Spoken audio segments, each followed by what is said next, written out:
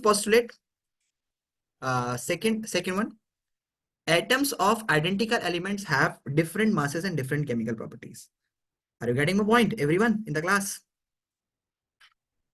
Are you getting my point? So atoms of different elements, okay, atoms of different elements have different masses. So atoms of different element must have different mass. It is also not true. Atoms of different element may have same masses, and these are in case of isobars. If I talk about, it is true in case of isobars. Okay, so isobars, what are isobars? So in case of isobars, not true, not true in case of isobars. In case of isobars, and this is not true in case of isotopes. Isotopes. Okay, isotopes. It is not true in case of isotopes. So if I talk about that why they are not true, the simply, for example, in case of isobars, like for example, nitrogen also have mass 14 and carbon 14 is also having 14 mass. Similarly, if I talk about calcium, calcium has mass 14, argon 2 have mass 40. Argon 2 have mass 40. Argon is a gas which is going to have mass 40. Calcium is also going to have mass 40. So this is going to have atomic number 20 and this is going to have atomic number 18. Okay. So they are having different atomic number but same masses. So these are the different elements. So here it is also showing the proof that if we are having, like here, they both are having same masses, sorry, different masses, but same atomic number. So it is the atomic number which is making the element same, and different atomic number make the element different. Like they still have the mass same, so they may also be considered as the same element, but no, still they have the same mass, they are the different element because their atomic number is different, and still their atomic mass is different. They are the same atoms, these are the same compound, same element, because they are having the same atomic number. The same atomic number means same element, different atomic number means different element. Now you understood? Understood? Yes, Yes, sir. sir.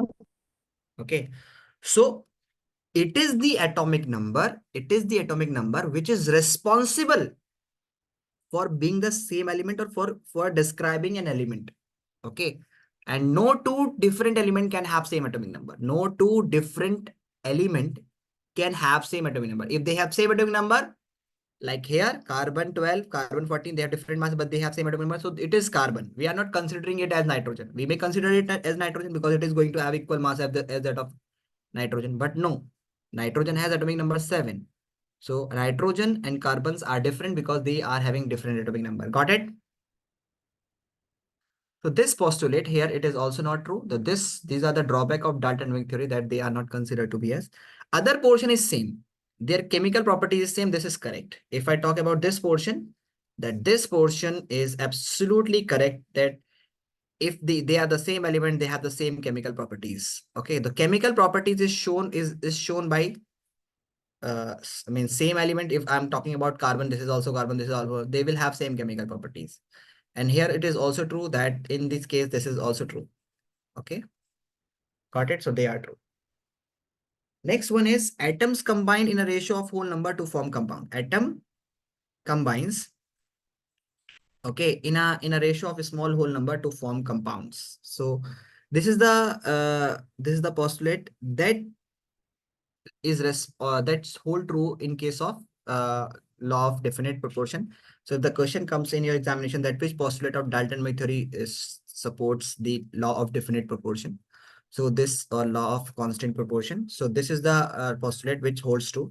So atoms combines in a ratio of a small whole number to form a compounds, and the relative number, they both are same, they almost same, and the relative numbers and the kind. So this is more appropriate for the that support the law of definite proportions. Supports this postulate supports law of definite proportion. Definite proportion,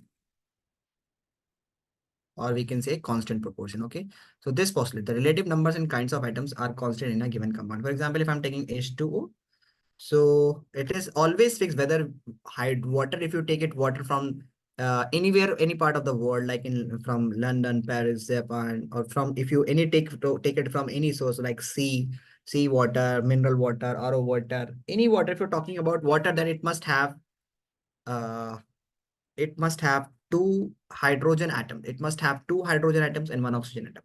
So the number of atoms of every compound is going to have, means their number of atoms are constant in a compound.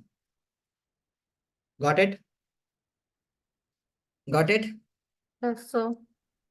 Is there Yes, sir. any doubt? Is there any doubt? No, sir. No. Not yet. Okay. So, and if the number of atom is constant, then mass will also be constant. For example, there will be always two hydrogen and one oxygen atom. So indirectly, we can say that the number of atoms will be 2:1 ratio. And if we are talking about the masses, so they are the two hydrogen and 16. So the ratio of their masses will be 1:8. 1:8. So this is the ratio. This will be always constant. It is the ratio of the mass is the mass ratio. And this is the ratio for this one. Okay. So these are the Dalton theory postulate that is going to come in examination. The next thing that is going to access is the uh, uh we can say that chemical combination. Okay. So law of chemical combinations, they are the different laws, but in our syllabus we are going to have only two laws. Okay.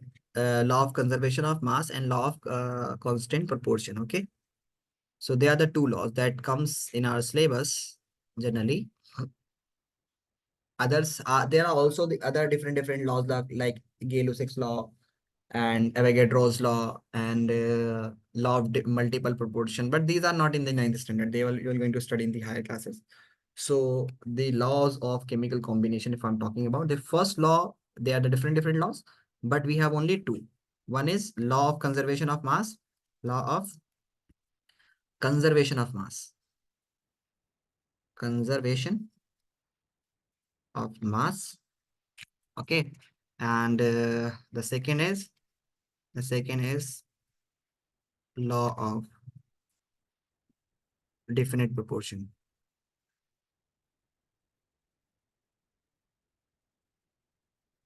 Law of definite proportion.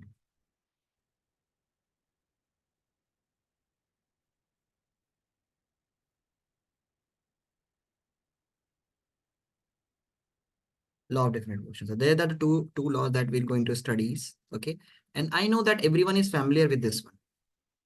Everyone is familiar with this one. That law of conservation of mass simply means that mass can neither be created nor destroyed during a chemical reaction. So everyone is familiar with this one. And law of definite proportion, if you are not going, have you not learned this one, then it is that the during in a chemical compounds, elements combines in a fixed ratio by mass. Okay, elements are chemically combined. Okay, elements are chemically combined in a fixed ratio by mass. Just a minute.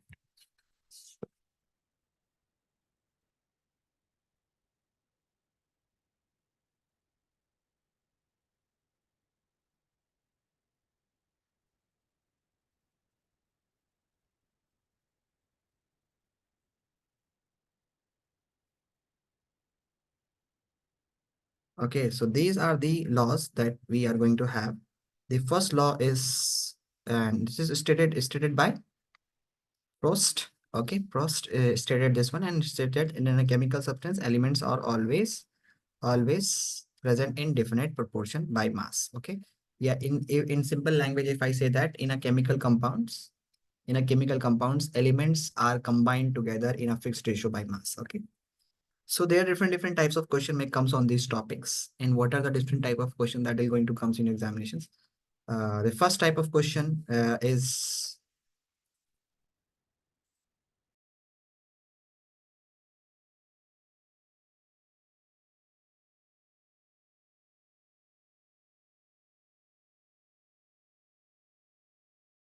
here. This type of question will become that sodium here.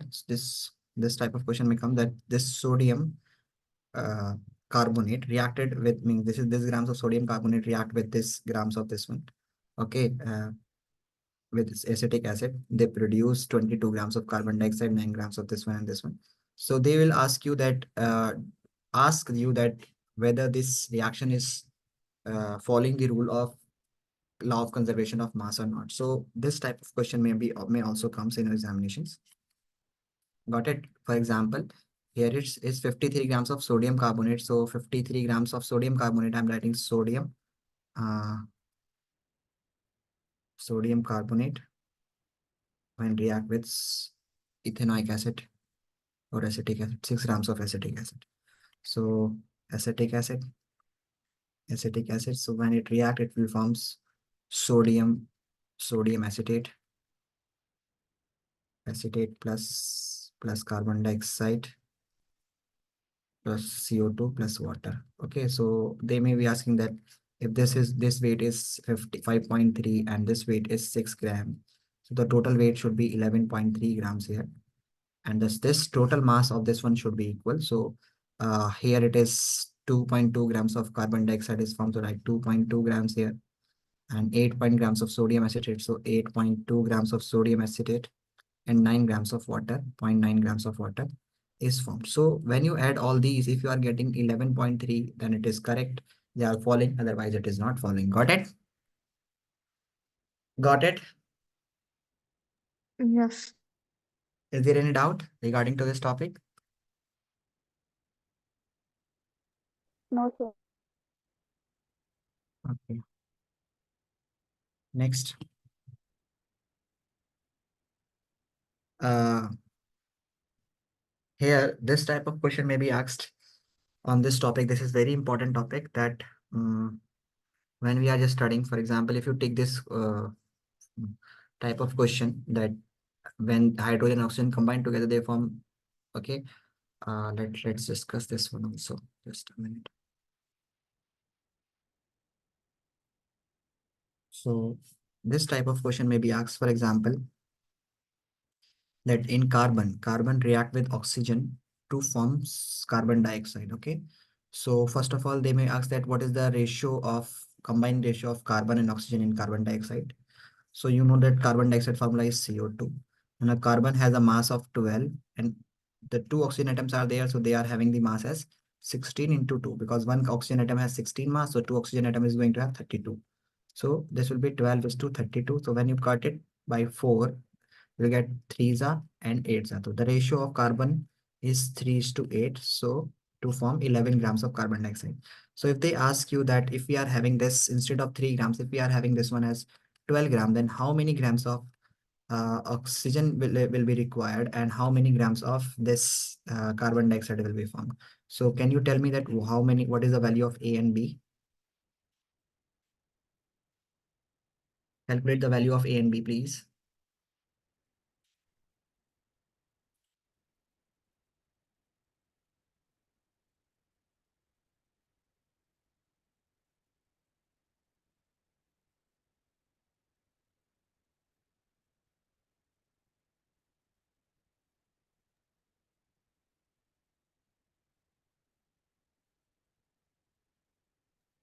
A will be 17. Hmm? A A will is A is 17. 17. 32. 22. Why? Just cross multiply these two. Okay. So there are two ways that you can do. First, either you can do like this one, let A is X, or you can multiply this one also like this way. Okay, you will get 3A is equals to 8 into 12. Okay, and this 3 will comes down. You will get A is equals to 8 into 12 divided by 3. You cut it, you will get 4. 4 8 a 8 4 32. Okay, so you will get the value of A as 32. And you can easily familiar that for 3 grams we need 8.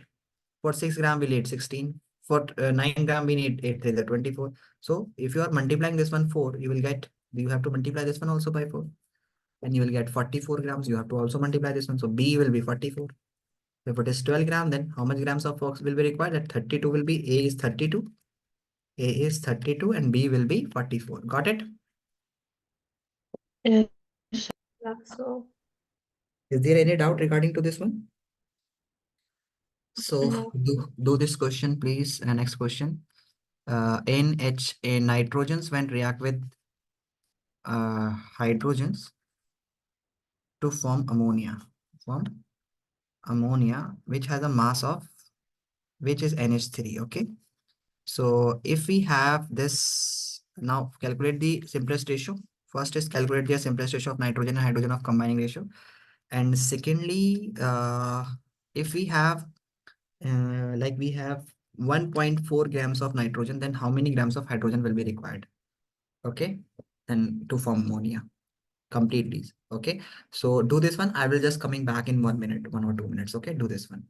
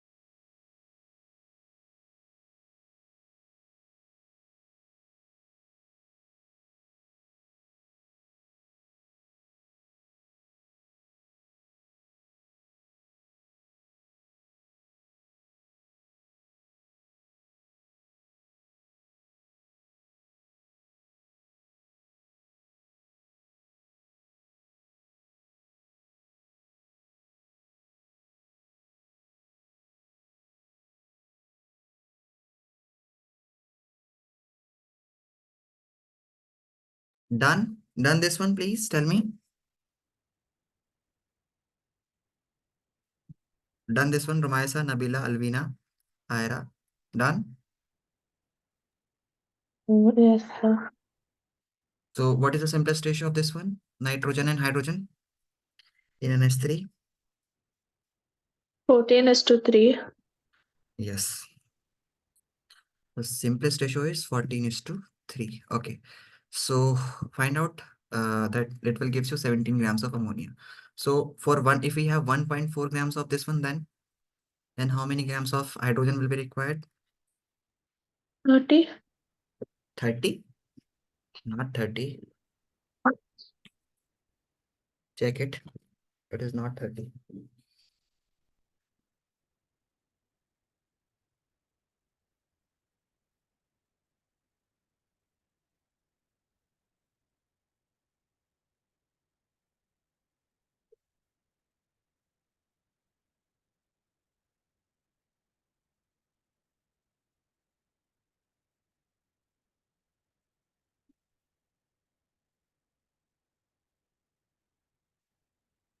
So it is not 30. So what it will be? That it is X. Okay. So I told you just cross multiply these two. Then what you are going to get? You will get 14x is equals to 3 into 14. Okay. Sorry, 1.4. Okay. Then what you are going to get here is you will get x is equals to 3 into 1.4 upon 14. So actually, you put it, remove the decimal, you will get 10. Now this 14 will get cancelled out. You will get 3 upon 10. That will be 0.3 grams. Got it? Oh. Got it? And another type of question that comes in your examination is this question. Please, just a minute on this topic.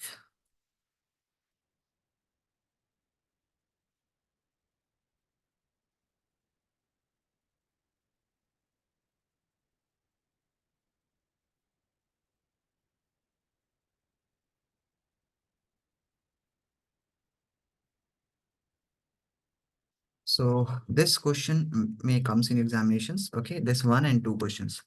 So please do question number 1 here. Oh, it is not visible to you. Just a minute. Yeah. Is this visible to you now? Okay. So do question number 1 and 2. So in question number 1, you need that you have a sample of a compound A, which is carrying only oxygen and boron, okay?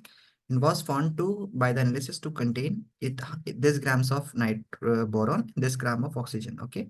Calculate the percentage composition of the compound by weight. Right? What is the percentage composition?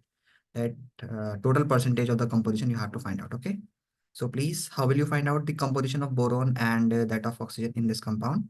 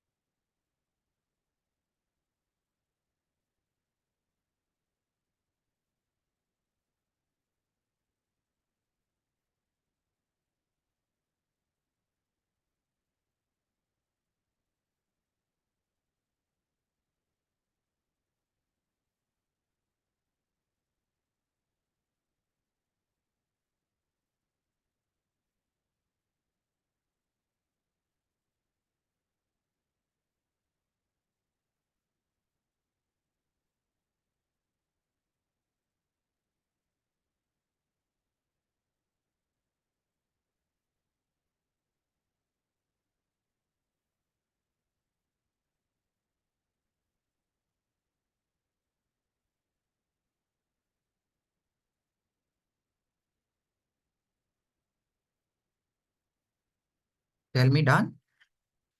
So let me help you that how this question can be done. Let me help you that this is 0.24 grams is the total solid sample, okay, of the solid. I mean total mass of the sample, okay. So how you calculate the percentage? You just calculate the percentage just like this. you have 0 point boron, the percentage of boron. Percentage of boron will be 0 point, means the mass given. Okay, given mass of boron in the sample upon total mass of the sample into 100. So what you will going to get when you multiply this number by 100, then the decimal will shift towards 2 digits. You'll get 9.6 upon 2. Sorry, it is 0.24. Okay, 0.24. Okay, so you know that how much it is.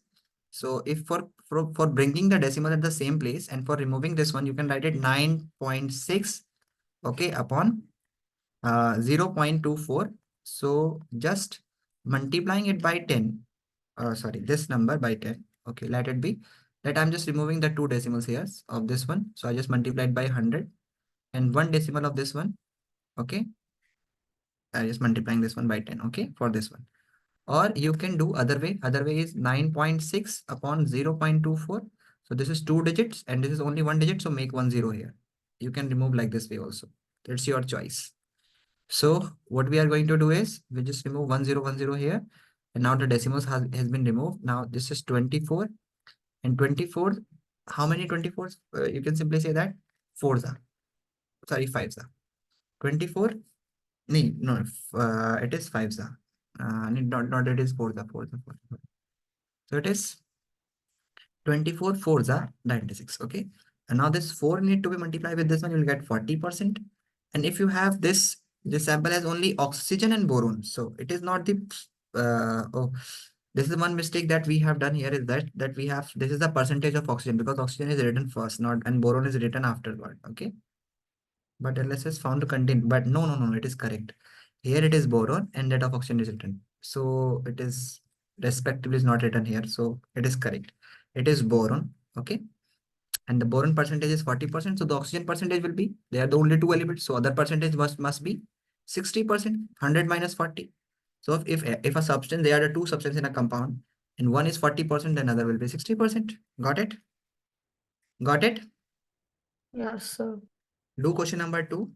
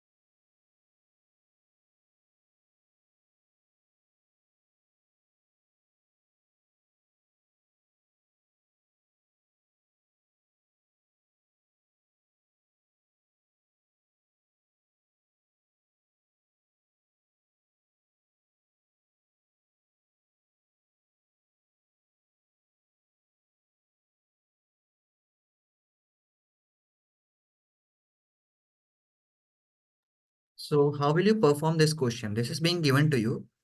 Okay. That 3 grams of carbon is burned with 8 grams of oxygen to gives 11 grams of carbon dioxide. Okay. So it is simplest ratio is given that for every 3 grams, 8 grams of oxygen is being required. Now, instead of now it is asking that what mass of carbon dioxide will we produce when we have 3 grams of carbon and it is burned with 50 grams of oxygen, and which law of chemical combination will govern your answers. Okay, so let's discuss this question.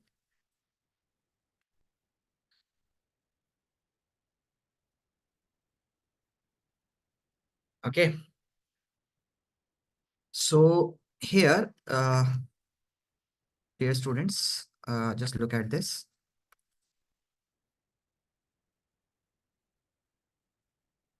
The screen is visible to you now. So now in the question it is being given beta, that we have carbon and oxygen O2. When they react together, they form carbon dioxide and their ratio is being given to you. Okay, that for every 3 grams, we require 8 grams of oxygen to form 11 grams of carbon dioxide. Now here it is 3 gram is being given to you.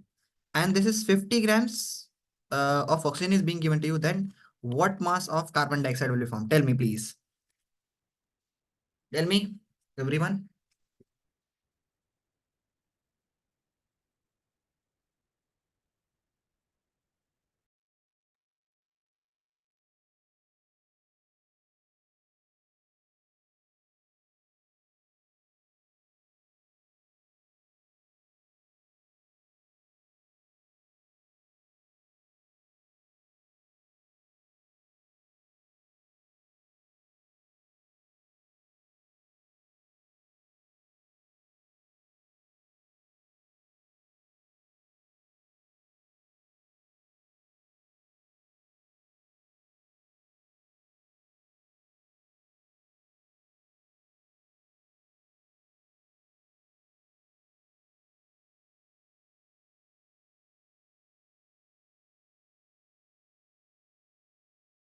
Why are you not responding? Why everybody is quiet? Let me know. Because of law of definite proportion, it's supposed to be 11 grams, but Yes, it should be 11 gram. Simple. It should be 11 grams. Why? Because you know here that for every 3 grams, 8 grams of oxygen is being required. So it still we have 3. So only for 3, only 8 grams of oxygen will be required. And remaining 42 grams will remain unreacted. Will remain unreacted. Unreacted. You understood? So 11 grams of oxygen will be, because if you have extra, it's okay. It will remain unreacted. Okay. So out of this 52 grams, sorry, 50 grams, 8 grams of oxygen will be used, and other 11 grams of oxygen will, sorry, 42 grams of oxygen will remain unreacted. Got it? It's the same question if I do this one. This is CO2. Okay. And it react with CO2. Okay. To form CO2. And the ratio is 3 is to 8 is to 11. And if we have this, let's suppose if we have this 9 grams and this one as 70 grams, then how many grams of carbon dioxide will it form? Tell me fast.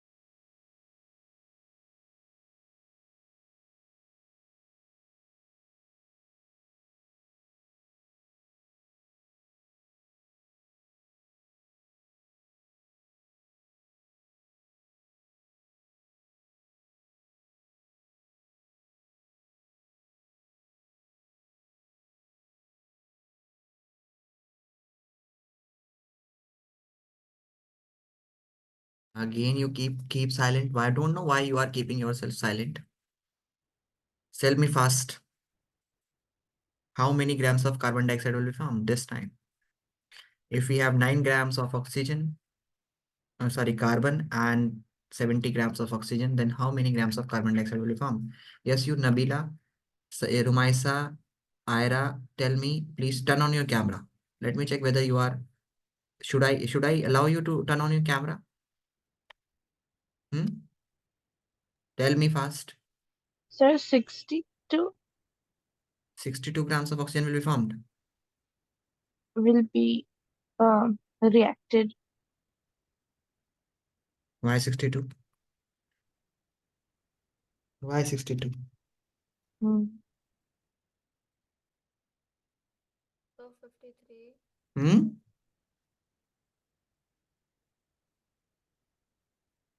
It's a very simple questions. You know that this for 3 grams we have 8 grams of this one.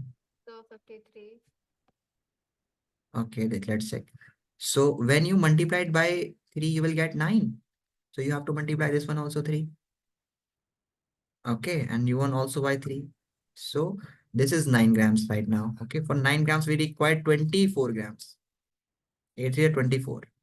Okay, and this will 33 grams of carbon dioxide will form, and out of 70 grams we will be having, means you subtract it from this one.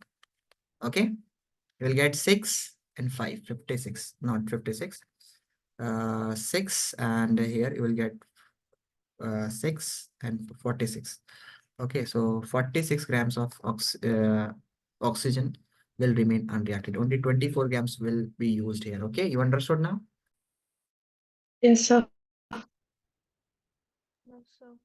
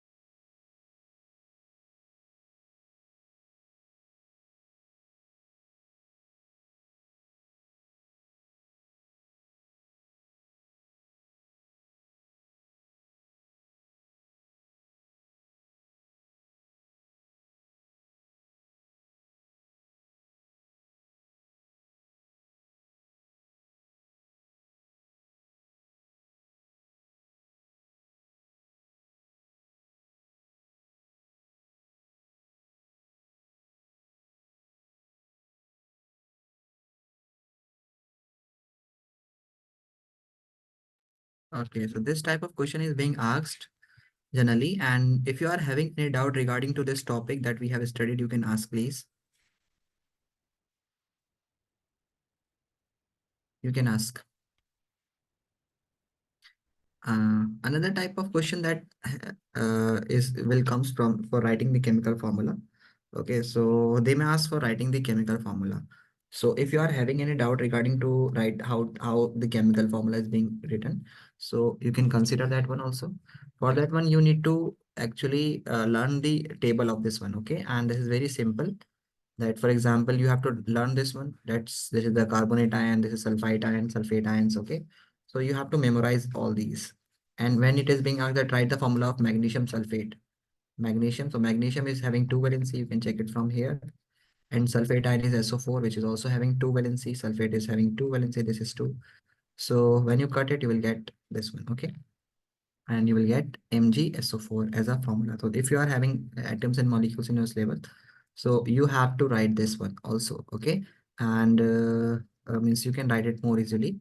And the second one is that if you are familiar, if I talk about this one, that with the molecular mass. So molecular mass calculation is very easy. Just you have to learn the molecular mass of some very important elements. And that table is also being given in the book. You can check it here. This is the mass of this one. Okay. And the calculation of, the one important portion that also comes in the examination is the calculation of, for example, if a compound is being given to you, calcium carbonate. So they may ask that what is the ratio mass percentage, okay, mass percentage of this one. So simplest mass percentage they may ask. So not the percentage, mass composition. So you know that calcium is going to have mass 40, okay, and carbon is only one here, so it is having mass 12, and that oxygen is going to have mass 48 because one oxygen atom is going to have 16 mass. So three oxygen atom will be going to have 16 into 3 is equals to 48 mass.